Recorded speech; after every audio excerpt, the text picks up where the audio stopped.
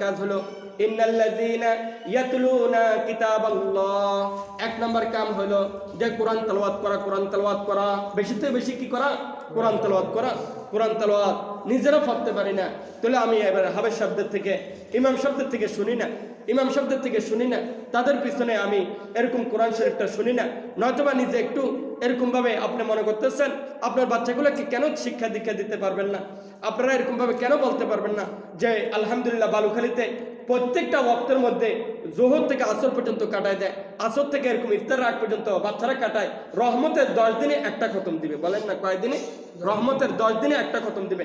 আপনি যদি বিশ্বাস না করেন, আপনি যদি আমাকে যদি মনে করেন যে হুজুরে মনে বানায় বানায় বলে, তাহলে আপনি যে আজকে জুমার নামাজ পড়ে আপনি সাথে সাথে যান, আপনি যান, দেখেন যে আপনি প্রত্যেকটা কর্নারে কর্নারে যে 4জন 5জন করে কোরআন শরীফ নিয়ে পড়তে আসছে, এরকম প্রায় ছোট ছোট বাচ্চারা এরকম আপনি 50 জনের মতন পাইবেন, 50-60 জনের মতন পাবেন।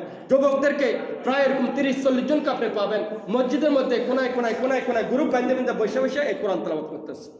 আল্লাহু আকবার। শুধু মুরব্বীদের একটু কমতি, মুরব্বীদের 1-2 জন 2-3 জন তৈরি হয়েছে, সমস্ত মুরব্বীরা তৈরি হয় নাই। আমি চাইতেছি সমস্ত মুরব্বীরাও তৈরি হোক, তারাও এরকম চশমা লাগায় লাগায় লাগায় লাগায় তারা কোরআন তেলাওয়াত করক। শুধু এরকমভাবে রাস্তাঘাটে হাঁটলাম আর এরকমভাবে চায়ের দোকানে, বিভিন্ন দোকানে এখন তারা ওই জিলাপি বানায়, এগুলা দেখলাম, পেঁয়াজ বানায়, এগুলা দেখলাম, এগুলা গ্রাম শুনলাম, এগুলোই করে, আর কিচ্ছু করে না। তার রোজাটা অপূর্ণই থেকে যাবে, ঠিক কিনা বলেন না?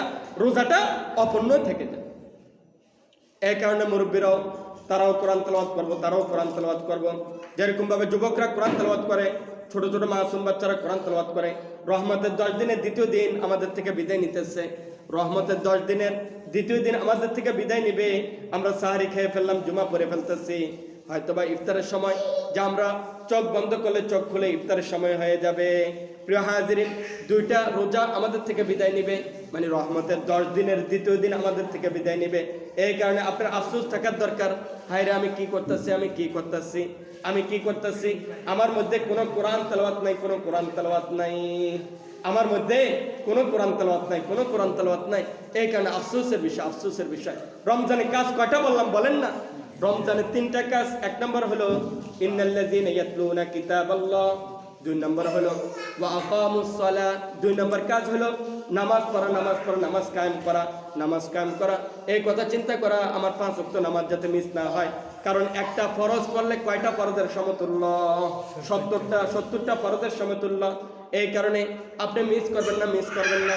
প্রিয় হাজিরিন, শুধু এতটুকুই না, একটা নফল আপনি তাহাজ্জুদের আমল করুন। আপনি এরকম ভাবে যে তারাবি পড়তেছেন, এগুলো সবগুলা এক একটা নফল, এক একটা ফরজের সমতুল্য। আপনি এই বোনাসকে কেন মিস করবেন? আপনি এই বোনাস কিচ্ছু মিস করবেন না। আল্লাহ রাসূল সাল্লাল্লাহু আলাইহি ওয়াসাল্লাম মেরাজের আগ পর্যন্ত তাহাজ্জুদকে ফরজ হিসাবে পড়ছেন। আল্লাহ রাসূল সাল্লাল্লাহু আলাইহি ওয়াসাল্লাম এই মেরাজে যে ঘটনা ঘটছে এটার আগ পর্যন্ত এই তাহাজ্জুদকে কি হিসাবে পড়ছেন বলেন না? ফরজ হিসাবে। তারপর আমরা তো নফল হিসাবে পড়ি। আল্লাহ রাসূল সাল্লাল্লাহু আলাইহি ওয়াসাল্লাম দায়েমি সুন্নাত ছিল তাহাজ্জুদের নামাজ। রাসূল সাল্লাল্লাহু আলাইহি ওয়াসাল্লাম তাহাজ্জুদের নামাজকে মিস করতেন না। এই কারণে রাসূল সাল্লাল্লাহু আলাইহি ওয়াসাল্লাম মেরাজের পর থেকে মৃত্যুর আগ পর্যন্ত এই তাহাজ্জুদকে সুন্নতে মুআক্কাদা হিসাবে পড়ছেন। সুবহানাল্লাহ। আল্লাহ রাসূল সাল্লাল্লাহু আলাইহি ওয়াসাল্লাম এই তাহাজ্জুদের নামাজকে এটা দায়েমি সুন্নত হিসেবে রাখছেন, যে কারণ কোন মানুষ, কোন নবীরা তারা নবী হইতে পারে না তাহাজ্জুদের নামাজ ছাড়া। কোন নবীরা নবী হইতে পারে না কি ছাড়া বলেন না? তাহাজ্জুদ ছাড়া। তাহাজ্জুদের ট্রেডিং দিছে, আগে তাহাজ্জুদের প্র্যাকটিক্যাল করো, তাহাজ্জুদের ট্রেডিং দাও, তারপরে না নবী। তাহলে মেরাজের আগ পর্যন্ত রাসূল সাল্লাল্লাহু আলাইহি ওয়াসাল্লাম এই তাহাজ্জুদকে কি হিসাবে পড়ছেন বলেন না? ফরজ হিসাবে পড়ছেন। আর মেরাজের পর থেকে নিয়ে মৃত্যুর আগ পর্যন্ত রাসূল এই তাহাজ্জুদকে কি হিসাবে পড়ছেন বলেন না? সুন্নতে মুআক্কাদা হিসাবে। আর আমরা নফল হিসাবে পড়ি, কারণ কি জন্য? আমরা তো এটাকে দায়েমি সুন্নাত পালন করতে পারি না। আমরা তো রমজানে একটু সুযোগ পাইতেছি, আলহামদুলিল্লাহ।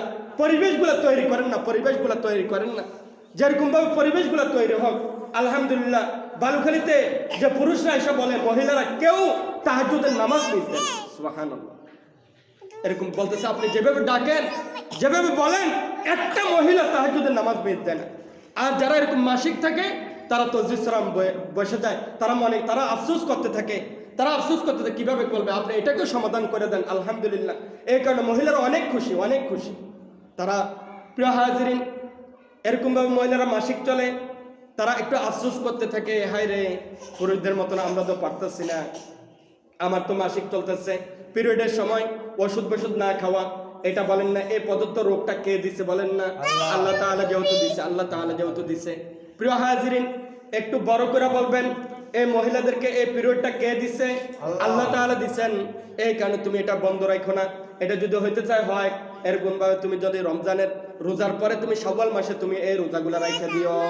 তোমার এই 6-7 দিন 5-6 দিন যার যেটা অভ্যাস, যে মহিলাদের যে অভ্যাস, ওই অনুযায়ী যে কয়দিন থাকে এই কয়দিন রোজা রেখে দিবে। প্রিয় হাজিরিন, তাহলে তারা এখন কাজ কি? তাদের তো নামাজও নাই, এই কয়দিন নামাজও পড়তে পারবে না। এই কারণে একমাত্র তারা তাসবিহ হাতগুলা পড়বে, সুবহানাল্লাহর আমল করবে, আলহামদুলিল্লাহ, আল্লাহু আকবার, লা ইলাহা ইল্লাল্লাহ, দুরূদ শরীফের আমল করবে, ইস্তিগফারের আমল করবে, এভাবে করে। কারণ এগুলা কোনো আয়াত নয়, আয়াতের একটা টুকরা, একটা অংশ যদি মিলানো হইতো, পুরাটা হইতো সুবহানাল্লাহি ওয়াল হামদুলিল্লাহি ওয়া লা ইলাহা ইল্লাল্লাহ ওয়াল্লাহু আকবার, লা ইলাহা ইল্লাল্লাহ সাল্লাল্লাহু আলাইহি ওয়াসাল্লাম, আস্তাগফিরুল্লাহ, এগুলো যদি একটা আয়াত হইতো তাহলে এটা পড়তে পারতো না। আল্লাহ তাআলার কি হিকমত! আল্লাহ তাআলা মহিলাদের জন্য সবকিছু ব্যবস্থা করে দিয়েছেন কিনা বলেন না? প্রিয় হাজিরিন, তাদের সবের কমতি হবে না, কারণ তারা তো আল্লাহর প্রদত্ত রোগ নিয়ে চলতেছে। হ্যাঁ, তারা উল্টা রমজানে কি পায় বলেন না? দ্বিগুণ সব পায়, আপনাদের থেকেও বেশি পায়। কারণ তাদের আমলগুলা আল্লাহ তাআলার কাছে এত পছন্দনীয়। আজকে আপনারা তাদেরকে কম কষ্ট দেন না। পেঁয়াজও লাগবো, আলুর চপ লাগবো, বেগুনিও লাগবো, আবার মরিচ দিয়েও লাগবে বলে, আবার বলে এরকম ভাবে বুরিন্দা ফাললে যদি পারো এগুলোও বানাই ফেলো, জিলাপি যদি পারো এগুলোও বানাও, এরকম সব কিছু যদি পারো তোমরা বানাও। প্রিয় হাজিরিন, মহিলারা আবার টেনশনে পড়ে যায়, হায় রে আমার আমলটা কিভাবে হবে? জোহরের পর থেকে লাগতে থাকে, অনেকে জোহরের আগের থেকে লাগতে থাকে, এই লাগতে এরকম ইফতারের সময় পর্যন্ত হয়ে যায়। এই মহিলা মা বোনগুলো আমলটাও করতে পারে না, আপনাদের কারণে।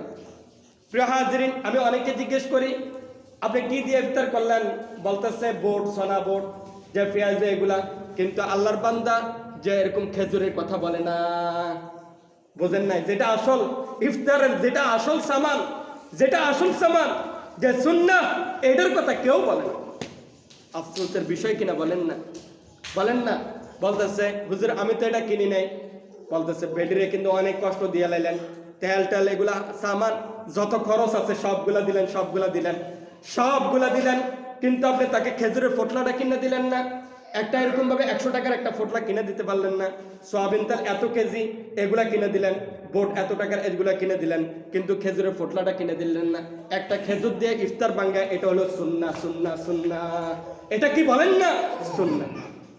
প্রিয় হাজিরিন, ইফতার সামনে নিয়ে গল্প করে আমলের কিচ্ছু করে না। অথচ আল্লাহ রাসূল সাল্লাল্লাহু আলাইহি ওয়াসাল্লাম জানাই দিলেন,